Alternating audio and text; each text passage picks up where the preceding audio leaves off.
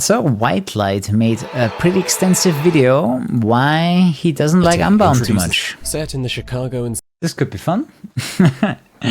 This could be a lot of fun actually. Need for Speed Unbound could have been great. You guys ready for some entertainment? Let's go.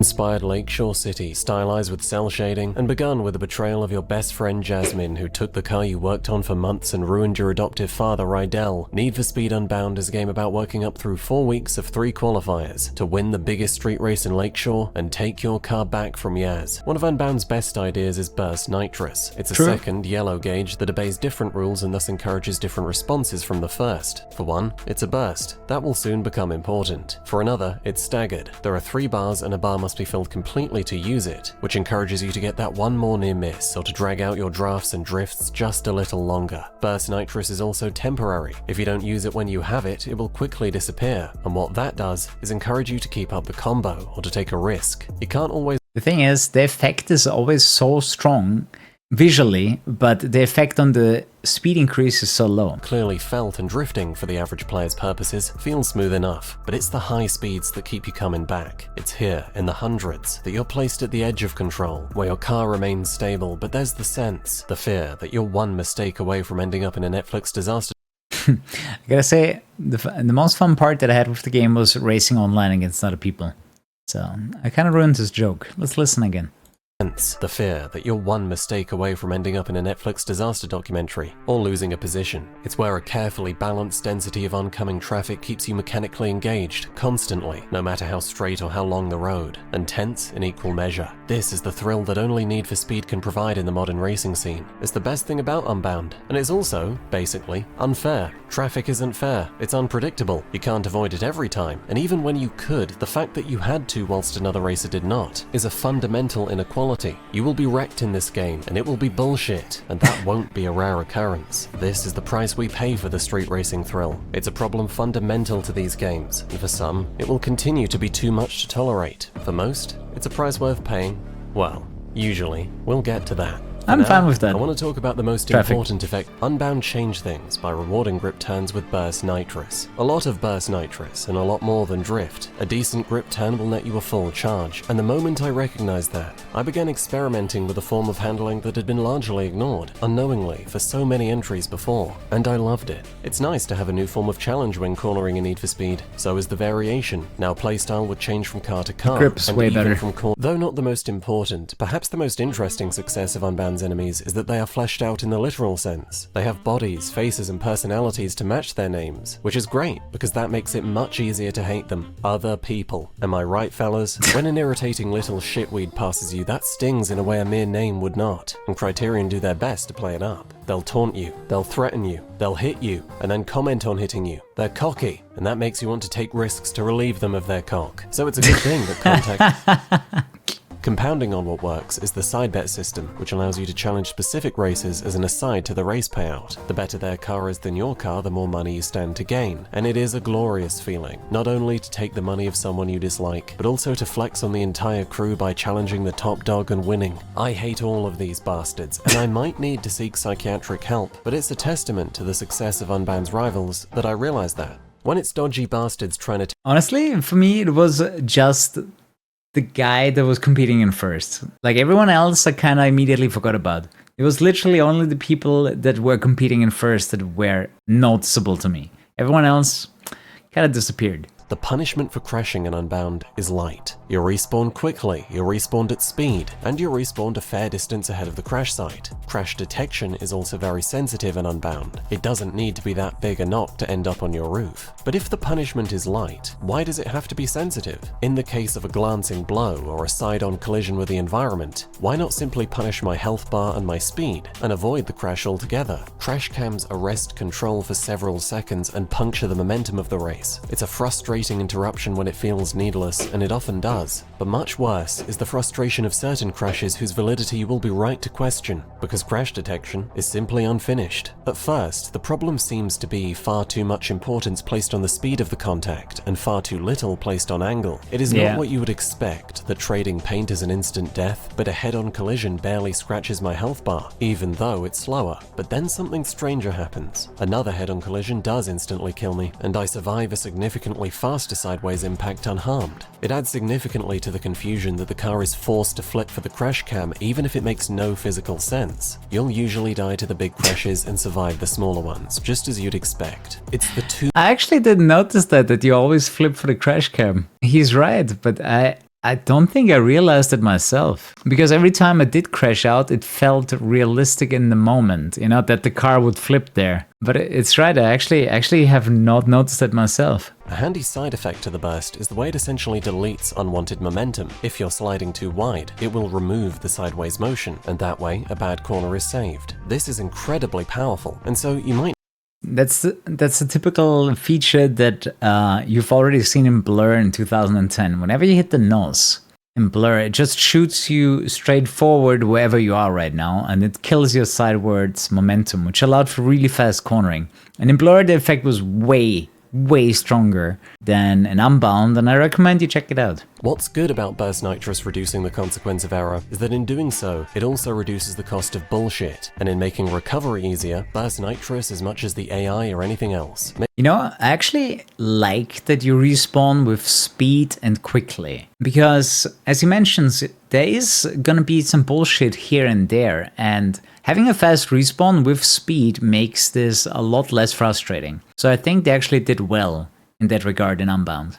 Thoughtlessly. All you have to do for sharp turns at high speed is handbrake to turn 90 degrees and burst nitrous to delete the forward momentum. Yeah, It's I like easy, it actually. It always works. I like and that along feature. With the drive, what's the role of a police system? Well, for one, they create a dynamic challenge to mechanically engage yourself with when you're not involved with the game's scripted content. For another, they can create consequences to particular player actions, and this was their primary role in Need for Speed Heat, where at night, the game operated on a risk-reward dynamic. The more races you won, the better the rewards, but the stronger the police. If you were caught, you lost everything. You could bank your money and end the night. But you could also take the risk, try to survive the cops a little longer, and do one more race. Heat's police succeeded in the sense that they were tough and so successfully fulfilled their role as risk. Their failure was that they weren't especially fun to engage with in themselves. Enemy design was limited to a basic cop and a battering ram. Car combat wasn't viable, so your options were usually limited to driving very well and hoping for the best. In the end, most ended up abusing exploits. Enemy design was Heat's flaw, an Unbound success. You can no longer exploit them. Also, you can now beat them up.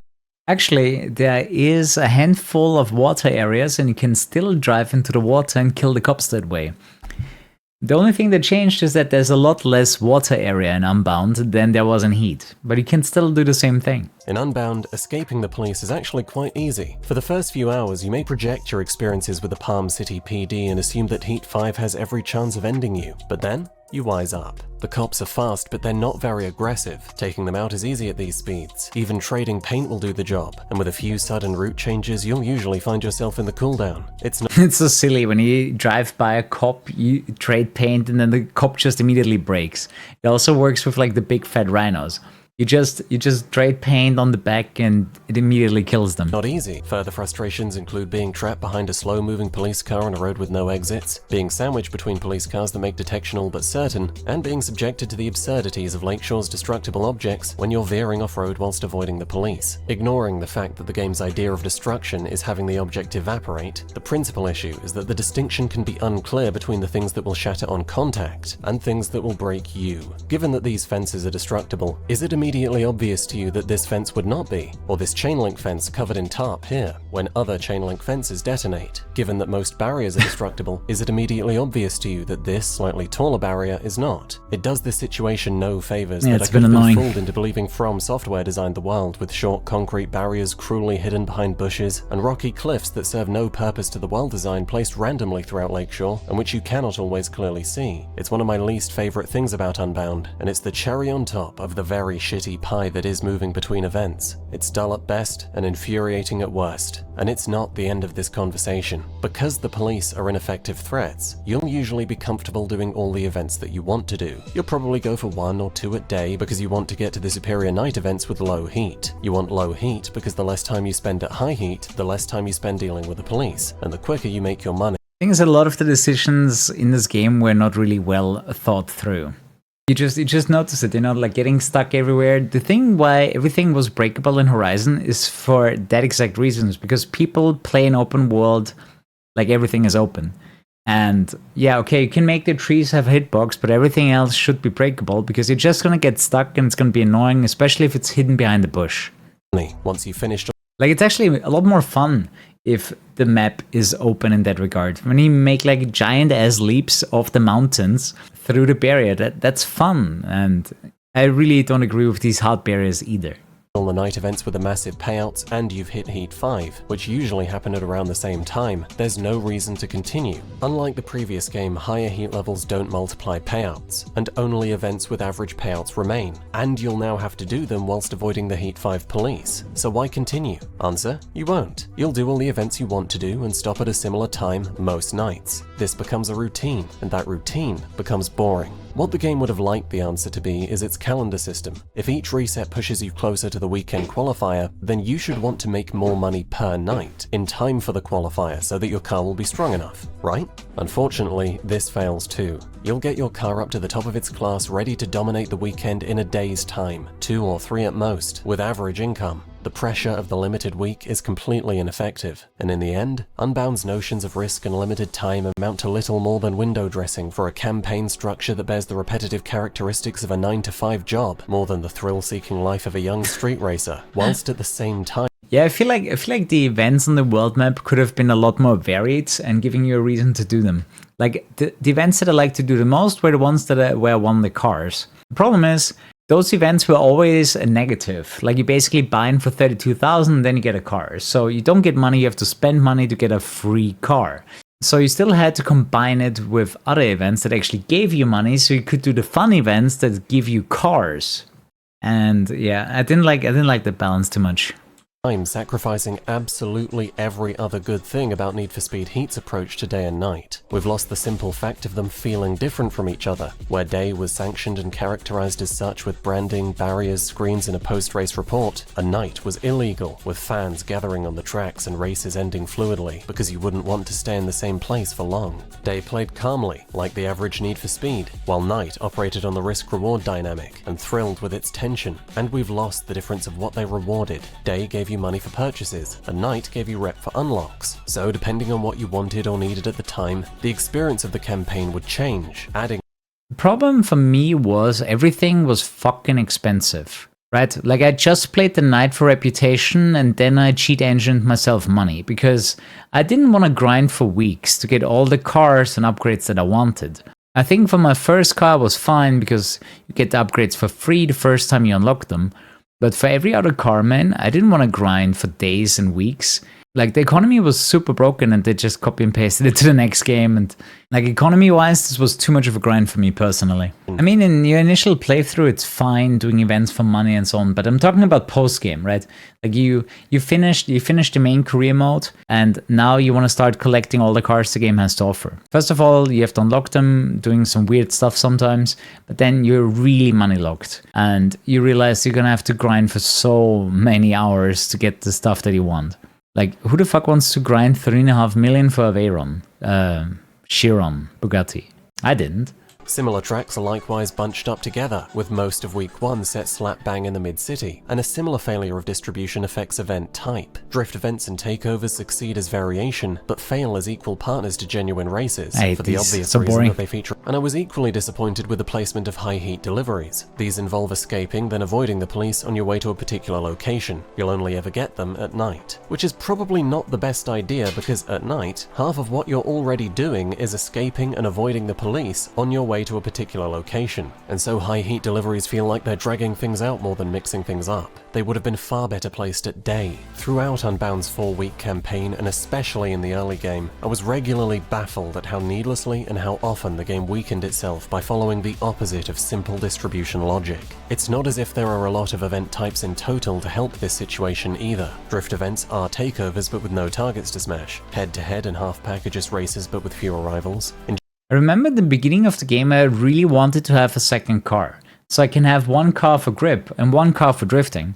But it actually took, I think, 4 hours until I got the second car. So in the first 4 hours, I could only do races and nothing of the drifting stuff because I didn't have a drift car. And I didn't have enough money or interest to like switch my car around all the time. It's a lot. The thing about, grip and drifting, for me, it's very simple. They should have a handling model for drift events, and they should have a handling model for racing. None of this slider bullshit, going from grip to drifting, and it's the same car with different tuning parts. It has never worked for them. Like, they're not good at this approach. They would do, like in Underground 1, like in Carbon, you just have a dedicated physics model for drifting, and you have the other one for racing. Like, what Forza is doing, they can't do. Like, Forza Horizon does that correctly, and don't think the Need for Speed guys can pull that off. And that approach between grip and handling, grip and drifting, they need to change it, in my opinion. According to the story, Lakeshore is defined by its street scene. It has a history, a long one. There are factions within it, and the mayor has become personally obsessed with taking you down. And you know what? I never believed it once. Despite the mayor's legion of cops hunting a supposed street racing scourge in Lakeshore, you will never see... Dude, that political story in the radio was so ass. I couldn't believe how much bullshit they were talking in that in-game radio. Like, that was so weird, man. It felt so out of place, this political crapshoot on the radio in this game. I would have rather it just not exist in the first place. It was so bad. Single street racer in Lakeshore, or a pursuit that you're not in, or a race that you're not in. Every meetup cutscene is shot in the same car park, and the fans no longer have a presence before or during races, all of which contributes to an impression of the street scene being small and insular. But nothing does that quite so severely as the rivals themselves. Their fleshed out realization makes the cracks more apparent, and what's apparent is that there's like 10 of them in the entire street scene. The roster hardly shifts over the 2-year gap from the prologue to week 1, and half the time it does, they're rotating the absent prologue racers back into the roster. Is this a street scene? Because it feels more like a secret book club. It's a small little thing, but the way races ended fluidly in Heat, with your rival... Here's the thing though, if you have too many different characters, you don't rivalize them, you know what I mean? For example, if you take something like Flat Out 2 or the Blacklist from Most Wanted, there's a certain amount of people. If you use too many people, you don't know who you're playing against, right? 10 to 15 people, you can remember the names, you can remember the faces. If you have 100 different people, you're not gonna know any of them unless it's like the one guy that always wins, right? The guy that always comes out in first, you're probably gonna remember that person, but you're not gonna remember the other 99 people that are always behind you. And yeah, Bosses is better than a lot of rivals. A far less forgivable failure is that of Alec, the unseen benefactor of the Grand, the one who actually plotted to rob Rydell. By all means, he is the true villain of Need for Speed Unbound. So that criterion doesn't even put a face to the name is baffling. For the most part, he is mentioned in passing, and your revenge on him is limited to simply being told. Yeah, I totally agree on that one. Like, the big villain and you don't even see him. Like, what's the point, man? Although it did the same thing in Payback, right? The Collector was also never to be seen. The boss of Lena Navarro. Same shit. Can't think of any good character, let's just leave him out. Sadly. That is true. In Payback, at least, the Collector was talking. You were at least hearing him, that is true. Alec is just being talked in third person. Horizon characters, don't get me started. They're all terrible. Holy shit. Even the radio shows regarding Lakeshore's politics are practically reiterations of the same paragraph. Mayor Stevenson has a financial conflict of interest with her sponsors and struggles to justify her obsessive persecution of street racers. Her electoral opponent, Holden Parker, is old and out of touch. I never understood that story because I really didn't care. It was... Every time I heard it, my brain switched off. This was the most boring shit I've ever had in a video game. Like, give me something comparable that was as boring as this radio political talk. Like, my brain shut off by default. There hasn't been anything else that I can remotely think of right now where it shut off as much as I did during this story. Like, whatever he's talking about here, I have no idea. I just knew political, 2 people against street racing, blah. That's about it. Whilst the Lake Lab podcast is progressive and makes vaguely progressive suggestions in a progressive vocal tone. Rinse, repeat, forever. There's a semblance of escalation in week 4 when Stevenson fires her campaign staff and we learn that the host of Lake Lab is Stevenson's I don't know about daughter, this. but this goes no further. Did anyone get this? Like, honestly, am I the only one that completely ignored this part of the story because it was so boring? I don't remember any of what he's saying.